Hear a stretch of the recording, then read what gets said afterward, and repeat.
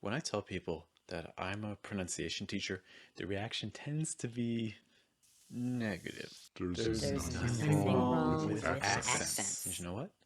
They are absolutely right. I shouldn't have a job, at least not this type of job. And there is nothing wrong with a person who has an accent, obviously. It's only a problem with society. You don't need to improve your pronunciation. You can click off this video, go outside, have a talk with friends, order some food, but you're not doing those things. At least, not right this minute. No, in fact, the reality is you're here watching another pronunciation video because you know The truth. your life could be easier. And honestly, Fairer. if only your accent were a little different, whether it's a job promotion, a comfortable life, maybe in a new country, a group of people who actually welcome you. These are all the things that can be put at risk because of an accent. It sounds horrible to say that. The effects of an accent often start very small, like with usually well-meaning comments like, Oh, your accent's so cute. or I love your accent. or maybe it's just people who are curious, who ask you when they hear you talk. Where are you from? It implies that you are not from here, that you're different. From there, it can step up a level though.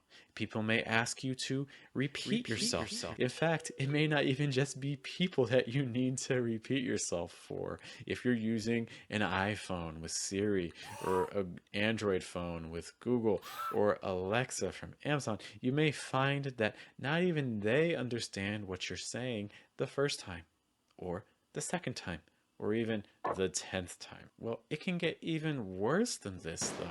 We can enter the range of insults and jokes that are made about you or how you talk. Sometimes it might even happen in front of you, to your face. More often than not, though, it's behind your back with people talking about you when you leave a room. This can start a whole new cycle where eventually things like your self esteem and your confidence can lower. Worse, it may actually even cause you to become quieter in your second language, less confident about speaking or even sharing ideas that are important that other people really should hear. This can also lead to feelings of exclusion, feeling like you don't belong in a group or a community. In the worst case scenario, this can even affect your job.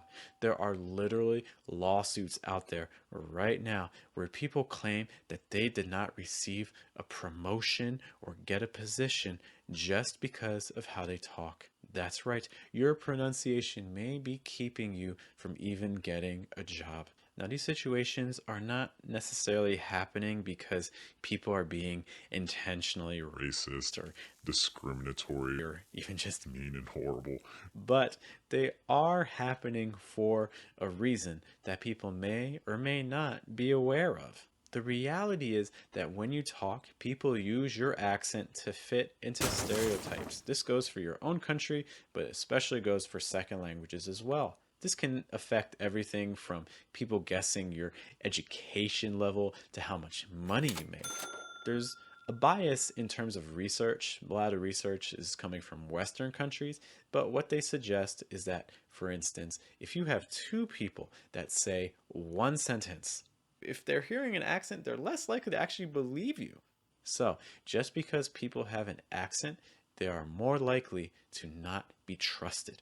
So, how do we respond?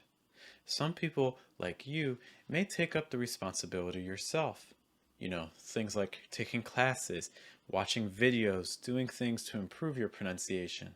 But there are also things that we can do better as a society. Again, it's not your problem. It's a problem that's brought on by the people around us, the society around us. Some things that you can do to encourage people to become more used to accents and things like that and more accepting.